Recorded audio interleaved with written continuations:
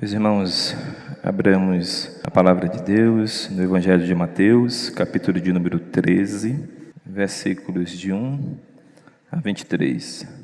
Nos diz assim a palavra de Deus, irmãos. Naquele mesmo dia, saindo Jesus de casa, assentou-se à beira-mar, e grandes multidões se reuniram perto dele, de modo que entrou no barco e se assentou. E toda a multidão estava em pé na praia. E de muitas coisas lhe falou por parábolas e dizia: Eis que o semeador saiu a semear. E ao semear uma parte, caiu à beira do caminho. E vindo as aves, a comeram. Outra parte caiu em solo rochoso, onde a terra era pouca, e logo nasceu. Visto não ser profunda a terra, saindo, porém, o sol, a queimou. E porque não tinha raiz, secou-se. Outra caiu entre os espinhos, e os espinhos cresceram e a sufocaram. Outra, enfim, caiu em boa terra, e deu fruto, a 100, a 60 e a 30 por um. Quem tem ouvidos para ouvir, ouça. Então se aproximaram os discípulos e lhe perguntaram, por que lhes falas por parábolas? Ao que respondeu: porque a vós outros é dado conhecer os mistérios do reino dos céus, mas aqueles não lhes é isso concedido. Pois ao que tem se lhe dará, e terá em abundância, mas ao que não tem, até o que tem lhe será tirado. Por isso lhes falo por parábolas, porque vendo não veem, e ouvindo não ouvem, nem entendem. De sorte que nele se cumpre a profecia de Isaías: ouvireis com os ouvidos e de nenhum modo entendereis. Vereis com os olhos e de nenhum modo percebereis. Porque o coração deste povo está endurecido, de mau grado ouviram com os ouvidos e fecharam os olhos, para não suceder que vejam com os olhos, ouçam com os ouvidos e entendam com o coração, se convertam e sejam por mim curados. Bem-aventurados, porém, os vossos olhos, porque veem, e os vossos ouvidos, porque ouvem. Pois em verdade vos digo que muitos profetas e justos desejaram ver o que vedes, e não viram, e ouvir o que ouvis, e não ouviram. Atendei vós, pois, a parábola do semeador. A todos que ouvem a palavra do reino e não a compreendem, vem o maligno e arrebata o que lhe foi semeado no coração. Este é o que foi semeado à beira do caminho. O que foi semeado em solo rochoso, esse é o que ouve a palavra e a recebe logo, com alegria, mas não tem raiz em si mesmo, sendo antes de pouca duração. Em lhe chegando a angústia e a perseguição, por causa da palavra, logo se escandaliza.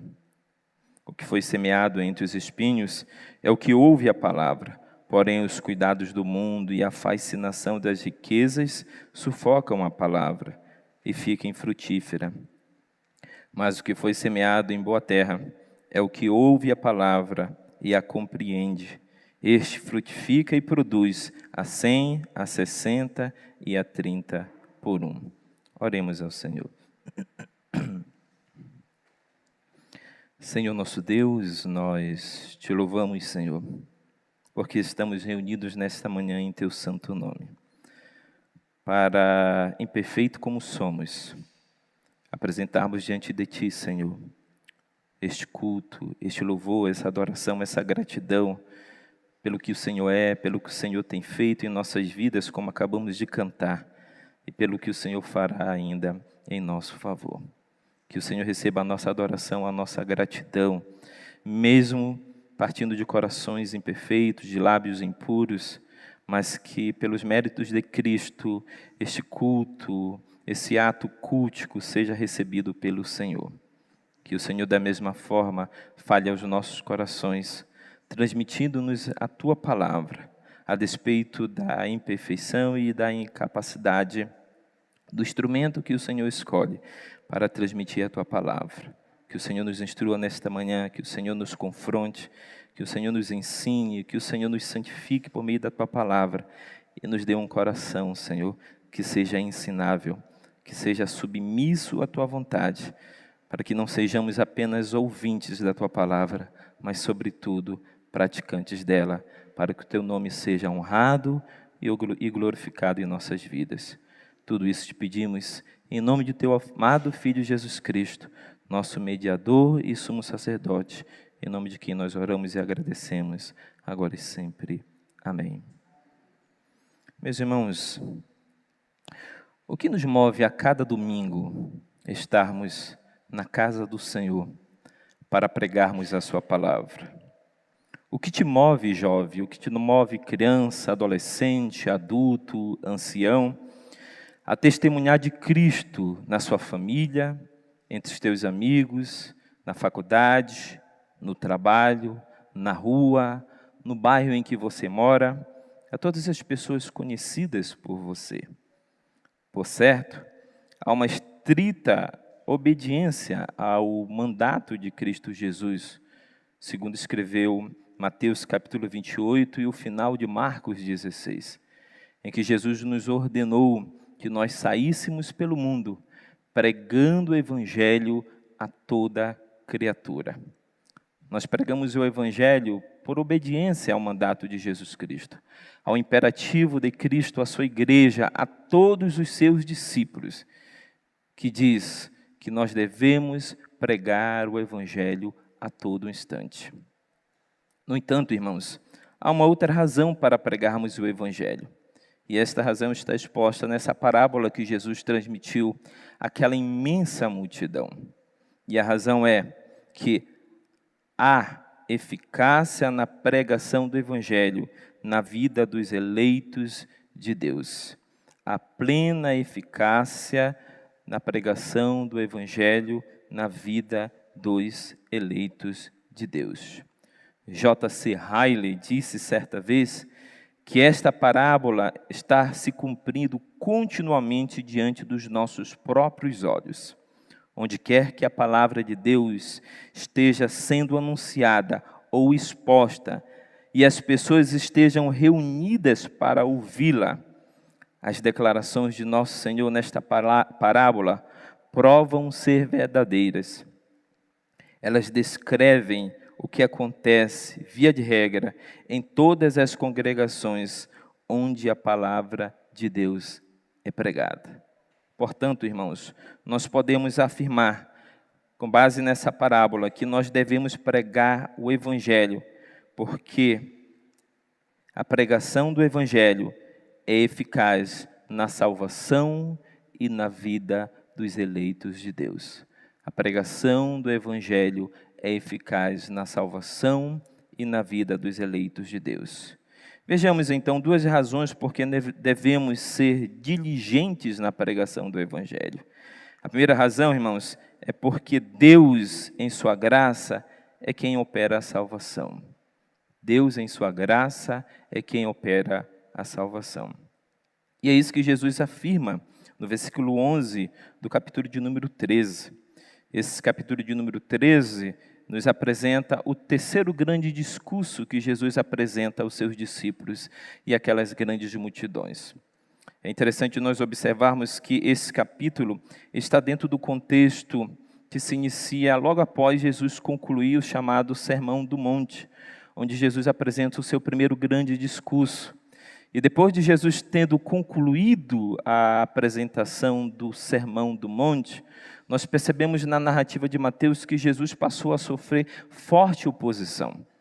E essa oposição partia especialmente da parte dos escribas, dos fariseus, dos assim chamados doutores da lei, que apesar de terem recebido da parte de Cristo inúmeras evidências de que Ele era o Filho de Deus, o Messias prometido, anunciado nas profecias, de que a sua mensagem era a mensagem do reino de Deus, eles agiam para com Cristo com total incredulidade e rejeição. Jesus, inclusive, nós já vimos em uma certa mensagem, que o Jesus chama aquela geração de corrupta. Jesus qualifica aquela geração como uma geração má, cujos corações estavam totalmente inclinados a se rebelarem contra Deus, contra o seu ungido, contra o seu Filho. E Jesus, então, nessa parábola, que é uma ilustração da realidade do reino de Deus, Jesus ensina não somente aos seus discípulos, mas ele ensina aquela grande multidão. Porque o começo dessa parábola nos apresenta que Jesus sai de uma casa, assenta-se à beira do mar, coloca-se em uma embarcação, na proa, na polpa de uma embarcação, e se dirige à grande multidão que o seguia. E Jesus, então, voltando-se para aquela multidão, profere essa primeira grande parábola que nós encontramos no capítulo 13 do Evangelho de Mateus, onde Jesus, na sequência, apresenta muitas outras parábolas, todas elas apresentando a natureza e a essência do reino de Deus. Jesus, nessa parábola, irmãos, que é uma ilustração da realidade do reino, Jesus ilustra o que acontece nas palavras de J.C. Ryle todos os domingos, quando nós pregamos a palavra de Deus, quando nós anunciamos a mensagem do Evangelho. Há 4 tipos de ouvintes da palavra. Há aqueles 3 que recebem, mas que logo em seguida rejeitam a palavra de Deus, e há aquele último grupo daqueles que ouvem e que recebem a palavra, e que esta palavra então produz inúmeros frutos em seu coração. O capítulo 13 é uma explicação em parábola à natureza do reino, esclarece a rejeição a Jesus e a mensagem do reino de Deus. Jesus se assenta, anuncia essa parábola, e Jesus demonstra então aos seus discípulos o porquê da rejeição da sua pregação, o porquê da rejeição ao seu evangelho. Tendo Jesus proferido essa parábola àquela grande multidão, irmãos, os seus discípulos se voltam a Cristo e perguntam a Ele por que Ele ensinava aquela grande multidão por meio de parábola. Jesus não criou essa forma de ensino. Não foi Jesus quem originalmente formulou ou idealizou esse método didático de transmissão de um conteúdo. Nós encontramos no próprio Antigo Testamento muitas ocasiões em que os servos de Deus se valeram de parábolas para transmitir a palavra do Senhor.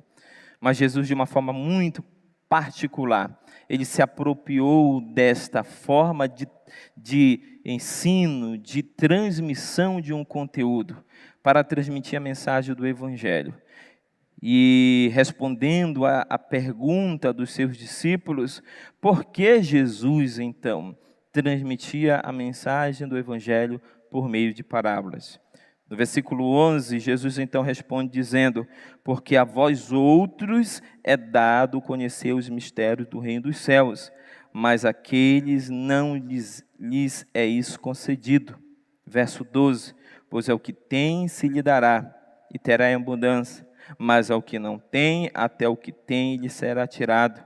Por isso lhes falo por parábola, porque vendo não veem, e ouvindo não ouvem, nem entendem, de sorte que neles se cumpre a profecia de Isaías, ouvireis com ouvidos, e de nenhum modo entendereis, vereis com os olhos, e de nenhum modo percebereis, porque o coração desse povo está endurecido, de mau grado ouviram com os ouvidos e fecharam os olhos, para não suceder que vejam com os olhos e ouçam com os ouvidos, entendam com o coração, se convertam e sejam por mim curados. Jesus expõe aqui a razão de ele anunciar, expor a mensagem do reino por meio de parábolas, para que ficasse muito claro a divisão entre 2 grupos, aqueles a quem a pregação do evangelho do reino era recebido com alegria, havia uma receptividade, uma disposição de coração para ouvir a palavra do evangelho do reino e assim seguir então os ensinos de Jesus Cristo. E de um outro lado, um outro grupo, aqueles que, na dureza dos seus corações, na incredulidade dos seus corações, rejeitavam tanto a pessoa quanto a mensagem de Jesus Cristo. Jesus, então, deixa muito claro que essa era a razão pela qual ele ensinava a mensagem do reino de Deus por meio de parábolas, para que a condenação desses incrédulos e duros de coração ela se tornasse evidente. E para que aqueles a quem Deus havia amado na eternidade, os assim chamados eleitos de Deus, a quem Deus amou e comprou por meio do sangue expiador de Cristo Jesus, fosse dado o conhecimento, a revelação dos mistérios do reino. E essas pessoas, então, esses eleitos, compreendessem a pessoa e a obra que Jesus Cristo, o Filho de Deus, veio realizar em seu favor. Essa era a razão por que Jesus ensinava por parábolas. E nós podemos perceber que depois que Jesus terminou o seu primeiro grande discurso, entre o primeiro, o segundo e logo após o final do segundo discurso, Jesus foi cercado por resistência. Os escribas, os religiosos, os doutores da lei se voltaram contra Cristo, em alguns momentos, inclusive, atribuindo aquilo que Jesus Cristo operava pelo poder do Espírito Santo que agia nele, atribuindo a obra de Jesus Cristo a Beelzebu, a Satanás, a demônios. E Jesus, inclusive, adverte sobre o perigo de eles pecarem contra o Espírito Santo. Jesus também fala sobre as cidades impenitentes de Cafarnaum, sobre a dureza do coração de todo Israel que resistia à pregação do Evangelho do Reino. E então Jesus, diante dessa dureza, dessa resistência do coração dessas pessoas, Jesus ilustra essa realidade por meio dessa parábola, apresentando que há aqueles que recebem a palavra do Evangelho e há aqueles que rejeitam a palavra do Evangelho. Mas Jesus deixa muito claro que nós ainda assim devemos pregar o Evangelho. Por quê? Porque é Deus quem opera essa salvação na vida dos seus eleitos. É Deus quem abre o entendimento. Jesus deixa isso muito claro no verso 11. Porque a vós outros é dado conhecer os mistérios do reino dos céus. Lá no capítulo 11, Jesus já havia deixado isso muito claro no verso 25, quando ele diz: por aquele tempo exclamou Jesus: graças te dou, ó Pai, Senhor do céu e da terra, porque ocultastes estas coisas aos sábios e instruídos, e as revelastes aos pequeninos. Sim, ó Pai, porque assim foi do teu agrado. Tudo me foi entregue por meu Pai. Ninguém conhece o Filho senão o Pai, e ninguém conhece o Pai senão o Filho e aquele a quem o Filho quiser revelar. Jesus deixa muito claro que a salvação pertence a Deus. É Deus quem opera a salvação na vida do homem pecador. A salvação não é operada por nós.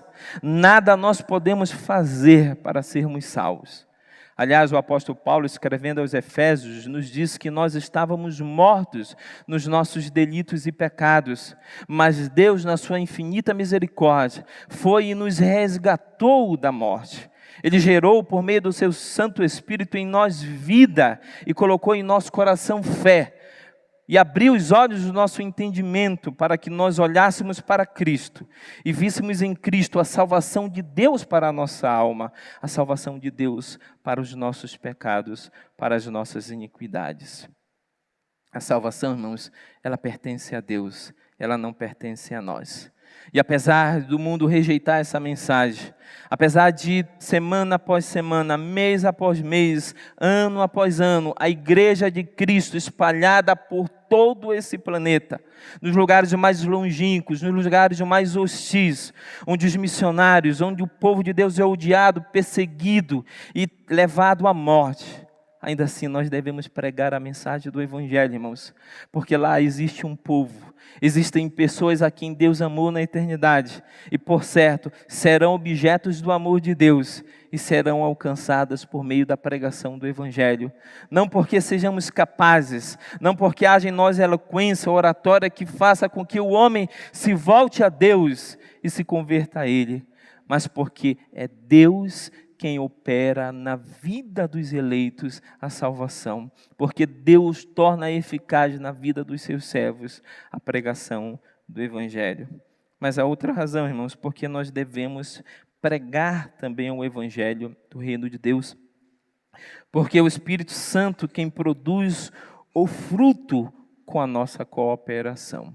Porque o Espírito Santo é quem produz o fruto com a nossa cooperação. Gálatas 5, 22, o apóstolo Paulo escrevendo às igrejas da Galácia diz: mas o fruto do Espírito é amor, alegria, paz, longanimidade, benignidade, bondade, fidelidade, mansidão, domínio próprio. Escrevendo aos Filipenses, capítulo 2, verso 12, o mesmo apóstolo diz: assim, pois, amados meus, como sempre obedecestes, não só na minha presença, porém muito mais agora na minha ausência, desenvolvei a vossa salvação com temor e tremor. Percebam nesses dois textos inspirados por Deus que é o Espírito Santo quem torna eficaz a palavra de Deus em nossas vidas.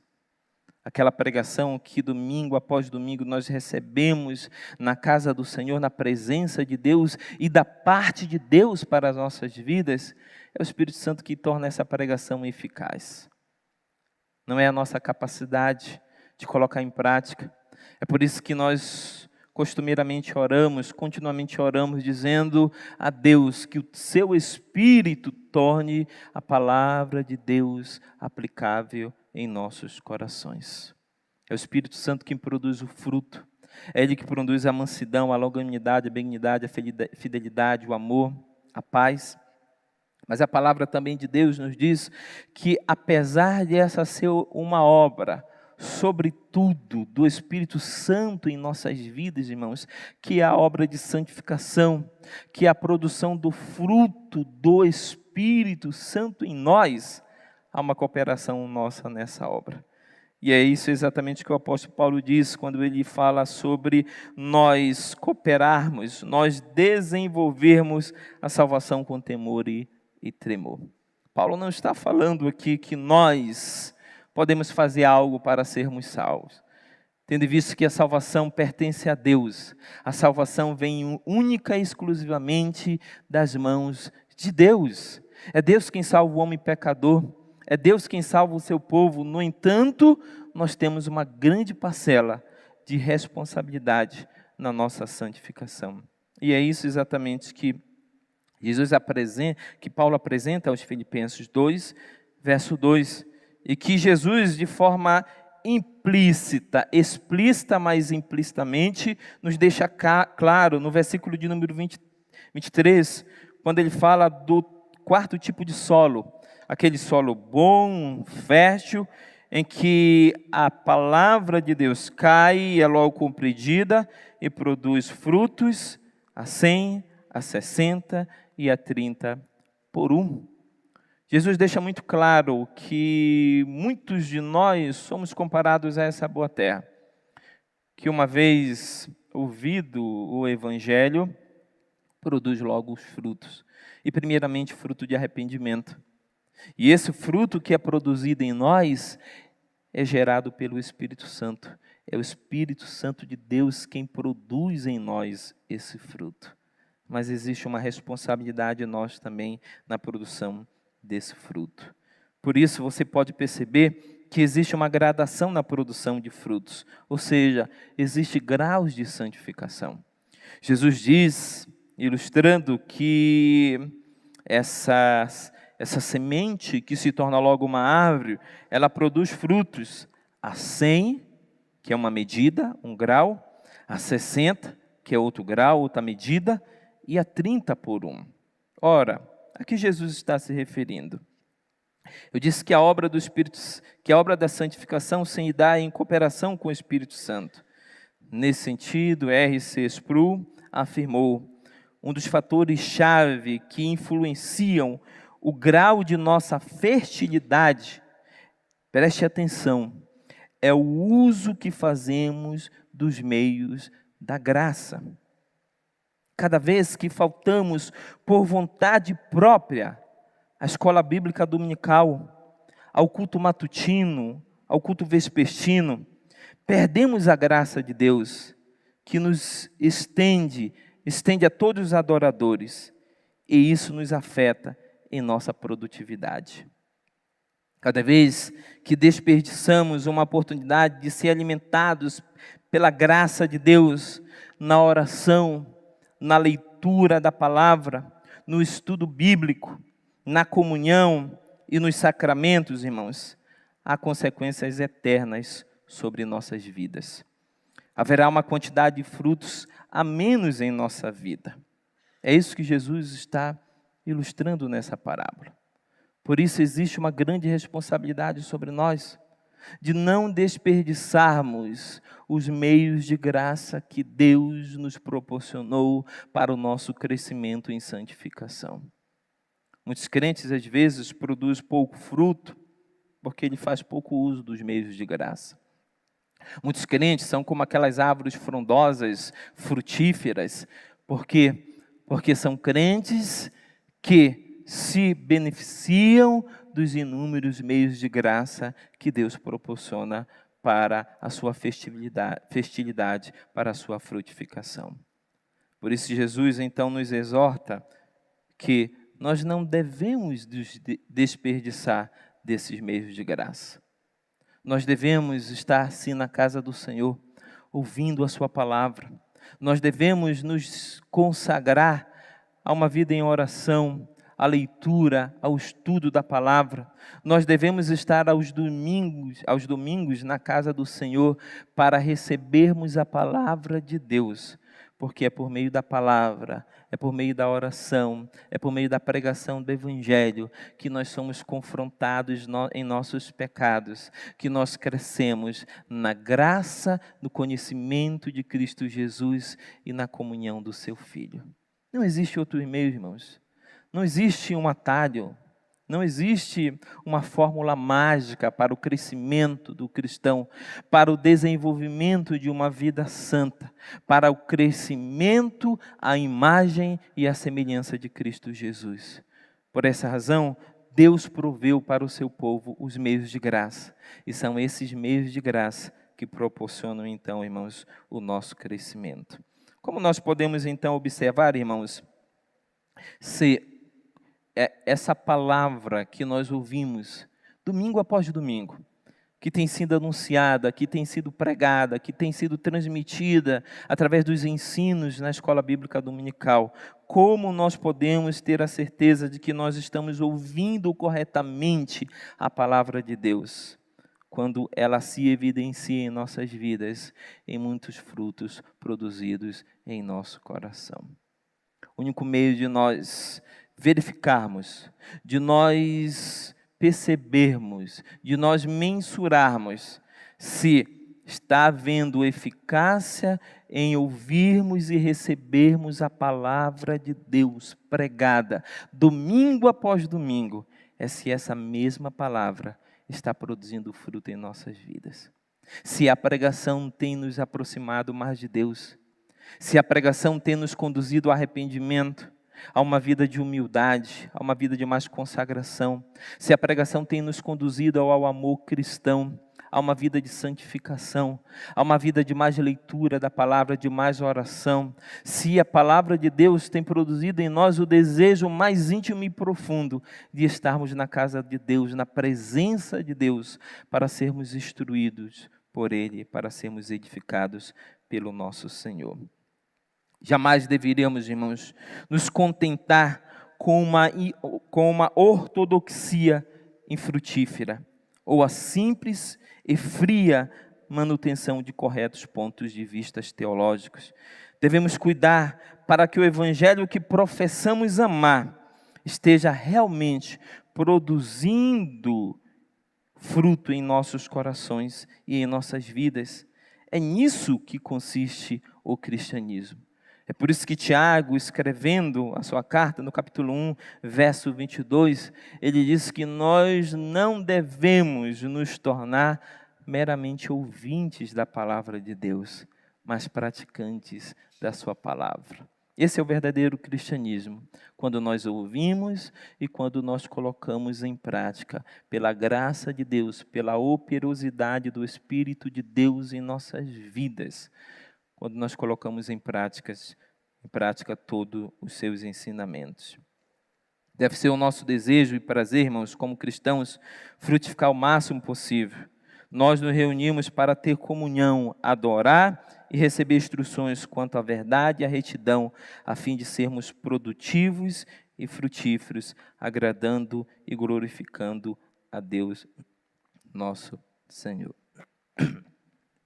Nesta parábola, irmãos, a partir do verso de número 19, Jesus Cristo então traz a explanação, a explicação aos seus discípulos do que essa parábola significava.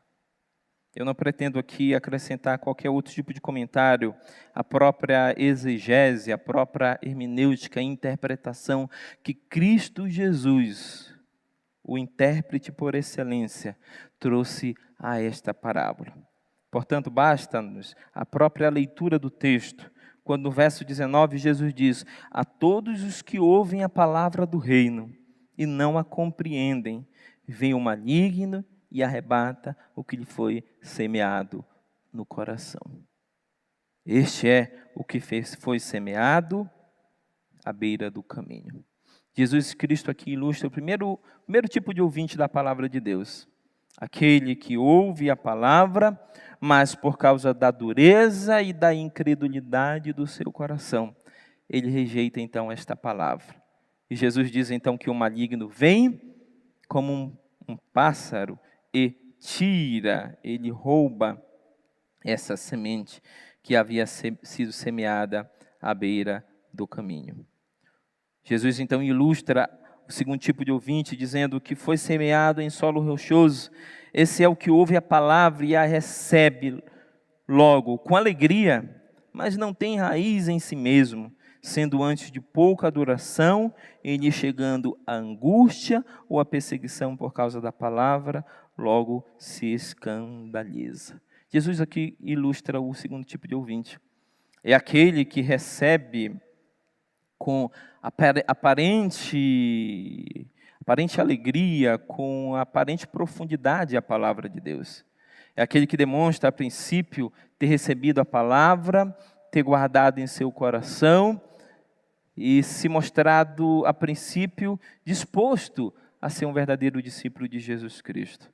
Mas Jesus diz que vindo a tribulação, vindo a angústia, vindo a perseguição, que é para o cristão uma coisa característica da vida cristã, algo que de forma alguma pode ser novidade em nossas vidas, porque Jesus Cristo diz que no mundo nós teremos aflições, que nós seremos perseguidos por amor a Cristo.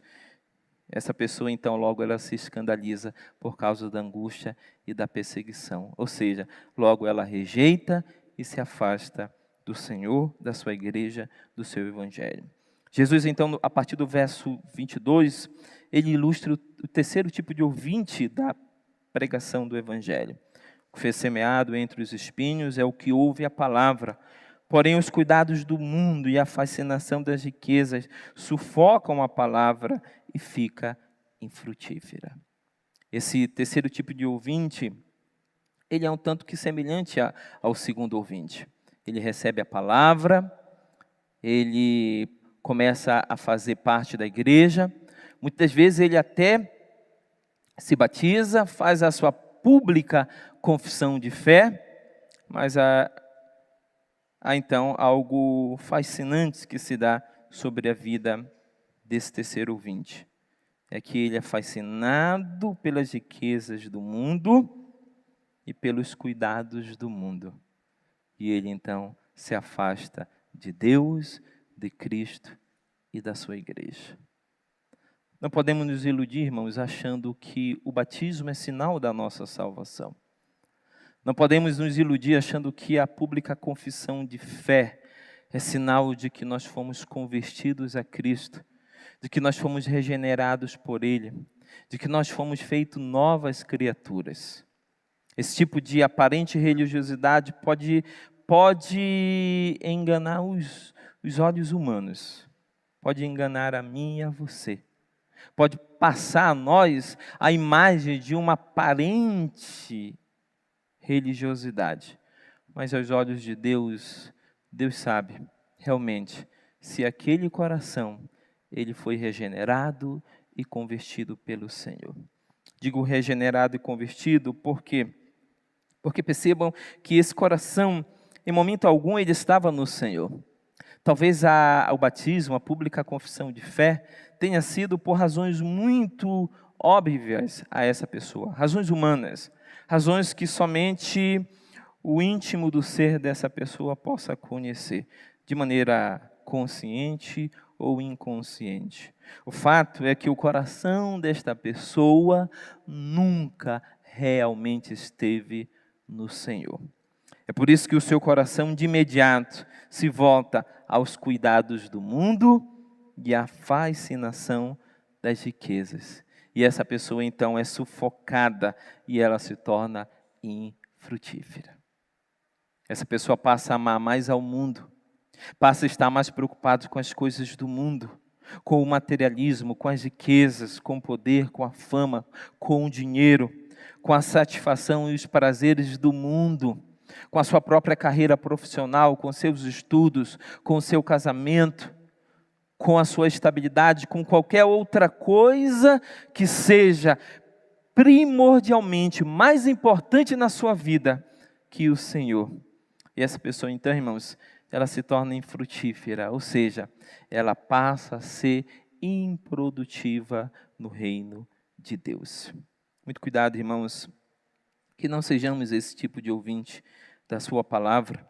O quarto e último tipo de ouvinte do Evangelho que Jesus demonstra aqui é aquele que é comparado a uma boa terra, que ouve a pregação da palavra de Deus, a mensagem do Evangelho, e que pela iluminação do Santo Espírito compreende esta palavra, compreende que Cristo é o Messias, a sua condição depravada, a sua condição de perdição, se arrepende dos seus pecados, se volta a Cristo com fé, recebendo a Ele como Senhor e Salvador de sua vida, e logo então passa a ter uma vida frutífera, a uma vida que produz muitos frutos que glorificam e que exaltam o nome do Senhor.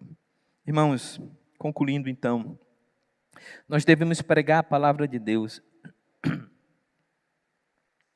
o Evangelho de nosso Senhor Jesus Cristo, com toda a convicção de nossos corações e com toda a diligência, pois nele, em Deus, está a garantia dos nossos frutos, do fruto do nosso trabalho. Nós devemos ser persistentes, nós devemos perseverar na pregação do Evangelho, devemos ser diligentes, devemos estar convictos sobre a natureza, a essência, e sermos fiéis, inclusive, na pregação do Evangelho. Por quê? Porque Deus é quem produz os frutos da pregação do Evangelho. É Ele quem faz com que a pregação seja eficaz na salvação e na vida dos eleitos. É seu Espírito, o Espírito Santo, que faz com que o fruto desse Evangelho seja produzido em nós, mas com a nossa cooperação, com a nossa responsabilidade. E a nossa responsabilidade é de desenvolvermos a piedade cristã, de buscarmos uma vida mais consagrada, de não desperdiçarmos os meios de graça que Deus dispôs para o nosso crescimento, para a nossa edificação, que são a comunhão com a igreja, a oração, a leitura, o estudo bíblico, a pregação do Evangelho, uma vida mais consagrada e uma vida inteira obediência à palavra do Senhor. Que Deus então, irmãos, nos dê a graça de testemunharmos desse Evangelho com nossas vidas, mas também com palavras a esse mundo que precisa de salvação. Que Deus em Cristo nos abençoe.